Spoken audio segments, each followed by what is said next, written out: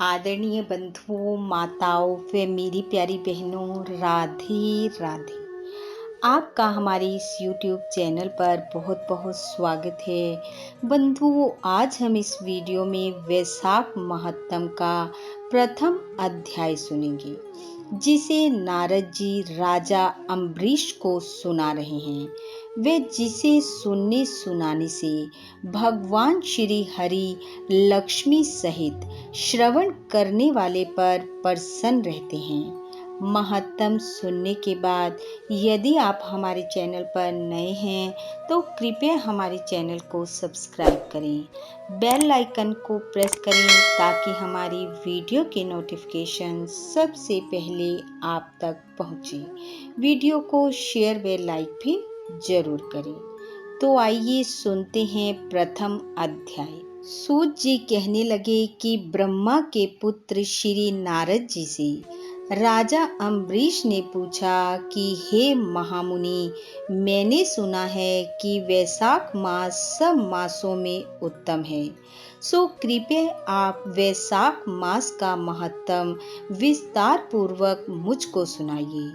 यह मास भगवान को क्यों अधिक प्रिय है, इस मास में क्या दान करना चाहिए, उसका क्या फल होता है, इस मास में कौन से कर्म करने योग्य हैं और उनको करने से कौन से देवता प्रसन्न होते हैं, भगवान विष्णु को कौन से कार्य व कौन से दान प्रिय हैं और उनके फल व उद्देश्य भी कृपया विस्तार पूर्वक आप मुझसे कहिए। भगवान का पूजन इस माह में कैसे और किन वस्तुओं से करना चाहिए।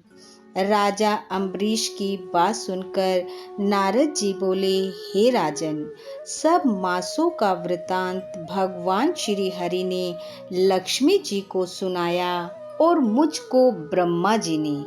अब इस मास का महत्व मैं तुम्हें सुनाता हूँ, सुनो।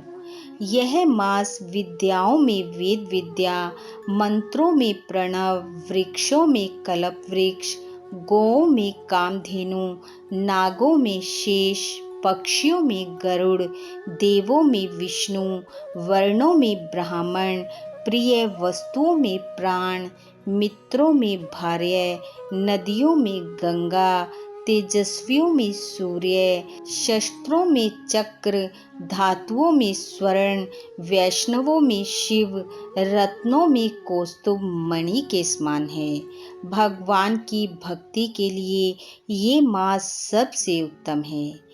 मेष राशि की संक्रांति अर्थात वैशाख मास में जो सूर्य उदय से पहले स्नान करता है, श्री हरि की पूजा करता है, उनकी कथाओं का श्रवण करता है, उस पर भगवान लक्ष्मी सहित सदा प्रसन्न रहते हैं।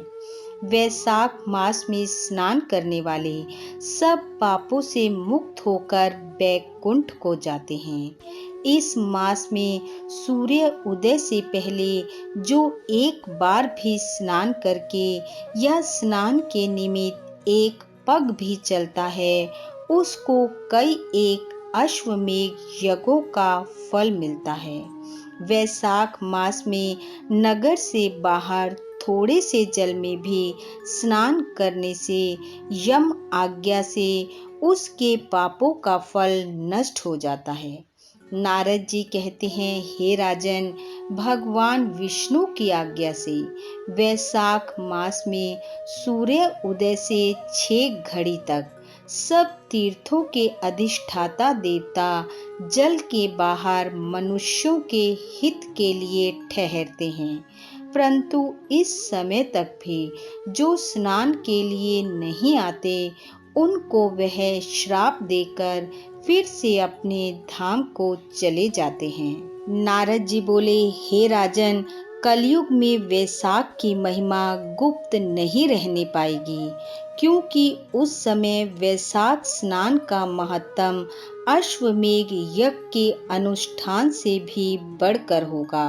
नारद जी बोले, कलयुग में परम पावन अश्वमेघ यज्ञ का अनुष्ठान नहीं हो सकता, उस समय वैशाख मास का स्नान ही अश्वमेध यज्ञ के समान होगा। कलयुग के अधिकांश मनुष्य पापी होंगे, उनकी बुद्धि पाप में ही आसक्त होगी।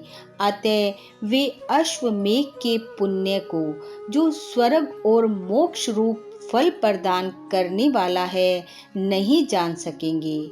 उस समय के लोग अपने पापों के कारण नरक में पड़ेंगे।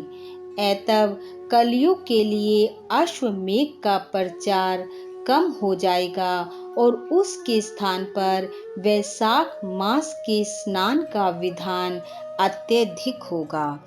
इसलिए वैशाख मास का स्नान अवश्य करना चाहिए। इति वैशाख महत्तम प्रथम अध्याय समाप्त। बोलो विष्णु भगवान की जय। बंधुओं, भगवान श्री हरि की कृपा आप व आपके परिवार पर सदैव बनी रहे। आपका घर आंगन खुशियों से महकता रहे। इन्हीं शुभकामनाओं के साथ आप सबका बहुत बहुत धन्यवाद। राधे राधे।